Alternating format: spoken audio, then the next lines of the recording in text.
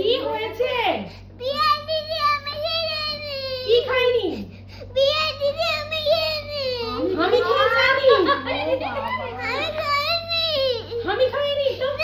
ওর তো আগে প্যাকআপ হয়ে গেছে, চলে গেছে, বুঝতে পারিনি তো প্যাকআপ হয়ে গেছে। শোন, ওর বাবা এসে গেছে। বিয়াস দিদিকে নতুন মা বকে দেবে, ঠিক আছে? তুই কেন শ্রেণিকাকে হামি খাসছিস? শ্রেণিকা কেন কাঁদছে? এটা তো কারণ কারণ। চুপ করো। আমি বিয়ার দিদিকে জোরে ডাকলাম। জোরে ডাকলি? বিয়াস দিদি তো দেখতেই পাচ্ছ, কত দূরে ছিলি। তুই একটা নতুন নামি দিয়ে দে। তুই একটা দিলে হবে? আচ্ছা, আমি বিয়াস দিদিকে বলবো ফোন করে, তুই কেন হামি খাসছিস বকবো। ঠিক আছে?